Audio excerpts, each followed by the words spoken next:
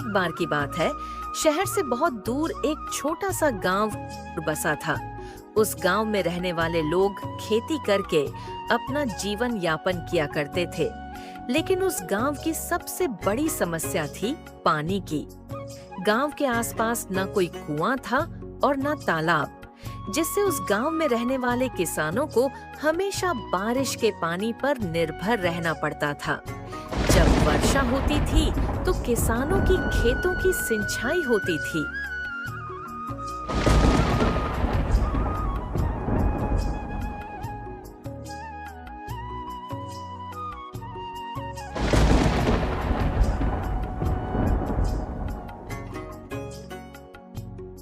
इस गांव में नवीन नाम का एक किसान रहता था।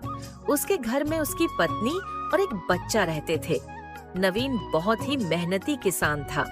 वह सुबह खेतों में खेती करने के लिए चला जाया करता था और खेतों का सारा काम निपटाकर शाम के समय घर आया करता था। नवीन की मेहनत की वजह से उसकी फसल काफी अच्छी होती थी और अच्छी फसल होने के कारण उसकी फसल काफी अच्छे दामों पर बिक जाया करती थी।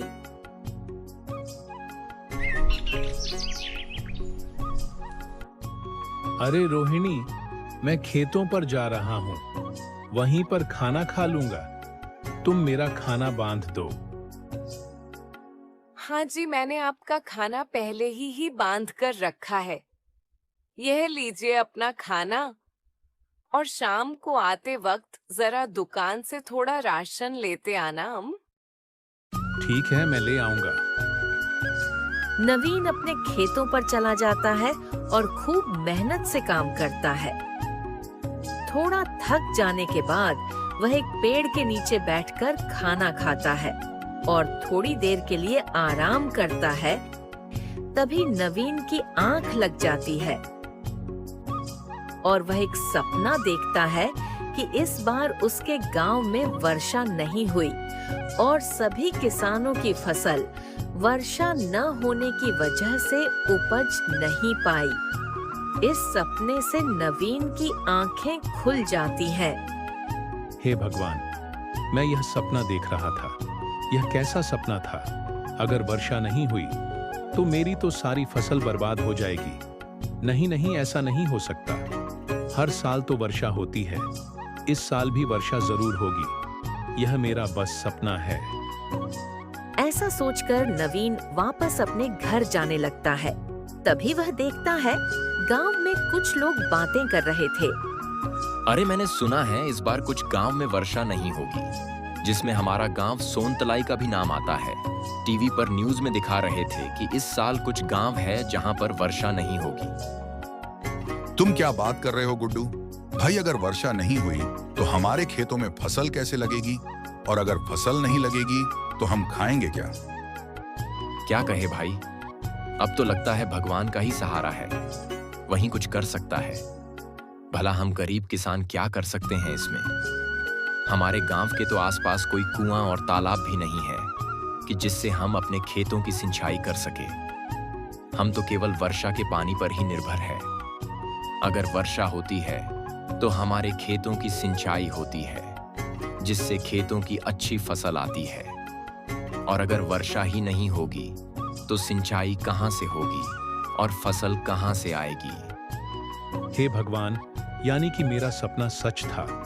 अगर वर्षा ही नहीं होगी तो मेरी फसल कहां से उपज पाएगी? नहीं नहीं, ऐसा नहीं हो सकता। मुझे कुछ ना कुछ तो सोचना ही होगा। अगर फसल ही नहीं हुई तो हम खाएंगे क्या? एकमात्र फसल ही तो हमारा सहारा है, जिससे हमारा जीवन यापन होता है। और अगर वही नहीं उपजी तो हमारे पास तो और कुछ नहीं है फसलों के सिवा। नहीं नहीं, मुझे कुछ उपाय तो सोचना ही होगा। ऐसा कहते हुए नवीन घर को चला जाता है। आ गए आप? बैठिए, आपके लिए खाना लगा देती हूँ। आप इतने परेशान क्यों दिख रहे हैं? क्या हुआ? रोहिणी, गांव के लोगों का कहना है कि इस बार वर्षा नहीं होगी। इस बार गांव में अकाल पड़ने की संभावना है। अगर ऐसा हुआ तो हमारी फसल तो उपज ही नहीं पाएगी, और फसल नहीं हुई तो हम खाएंगे क्या? जी, ये तो बहुत बड़ी समस्या है। अब हम क्या करेंगे? वही तो मैं सोच रहा हूँ, कुछ ना कुछ तो करना ही होगा। हाँ ठीक है, हम कुछ ना कुछ सोच लेंगे। पहले आप खाना खा लीजिए। नवीन का परिवार एक साथ बैठकर खाना खाता है और सभी सो जाते हैं, मगर नवीन की मानो जैसे नींद ही उड़ गई थी। सारी रात वह यही सोचता रहता है कि अगर वर्षा नहीं हुई तो फसल का क्या होगा। नहीं, मैं ऐसे नहीं होने दूंगा। मेरी फसल बर्बाद नहीं होगी। मैं जरूर फसल लगाऊंगा और वर्षा नहीं हुई तो क्या हुआ, कुछ ना कुछ तो उपाय मैं जरूर निकाल लूंगा। नवीन ऐसा सोच ही रहा था कि तभी नवीन का ध्यान गुड्डू की बात पर जाता है। क्या कहे भाई, अब तो लगता है भगवान का ही सहारा है, वही कुछ कर सकता है। भला हम गरीब किसान क्या कर सकते हैं। इसमें हमारे गांव के तो आसपास कोई कुआं और तालाब भी नहीं है कि जिससे हम अपने खेतों की सिंचाई कर सकें। नवीन को एक उपाय सूझता है। हाँ, यही सही रहेगा। मुझे गांव के कुछ और लोगों की भी सहायता चाहिए होगी। अगर वह मेरी मदद करेंगे तो यह काम जरूर सफल रहेगा। सबसे पहले मुझे गांव के सरपंच जी से बात करनी होगी। हाँ, सुबह होते इस बारे में मैं सरपंच जी से बात करूंगा।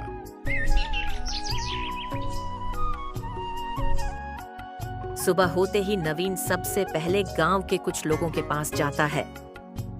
मेरे प्यारे किसान भाइयों, जैसा कि इस बार सुनने में आया है कि हमारे गांव में वर्षा नहीं होगी, तो ऐसे में तो हमारी फसल नहीं हो पाएगी और हमारा पूरा परिवार भूख से तड़पता रहेगा। हमें कुछ ना कुछ तो करना ही होगा। बात तो तुम्हारी सही है नवीन भाई, पर हम कर ही क्या सकते हैं। मैंने एक उपाय सोचा है। हमारे गांव में एक भी कुआं या तालाब नहीं है।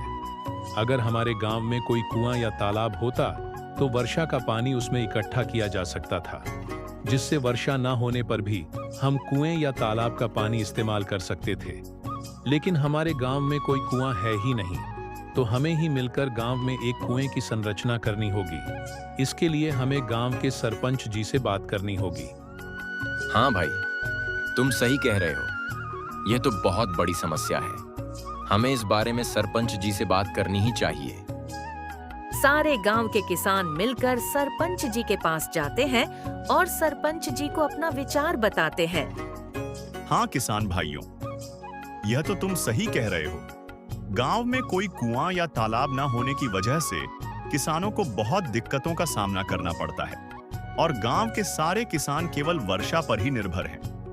अगर हमारे गांव में कुआं होगा तो वर्षा ना होने पर भी लोग अपने खेतों की सिंचाई कर सकेंगे।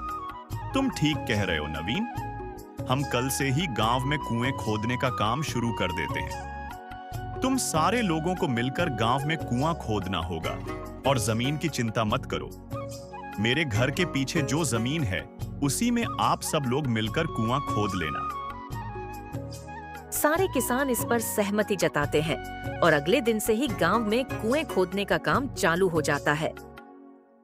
कुछ ही दिन में कुआं खुद करके तैयार हो जाता है। बहुत गहराई तक कुआं खोदने के बाद कुएं में पानी नजर आ जाता है।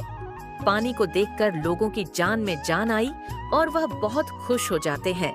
सभी किसान ये बात गांव के सरपंच जी को बताते हैं। सरपंच जी भी इस बात से बहुत खुश होते हैं। वाह मेरे किसान भाइयों, तुमने तो कमाल कर दिया।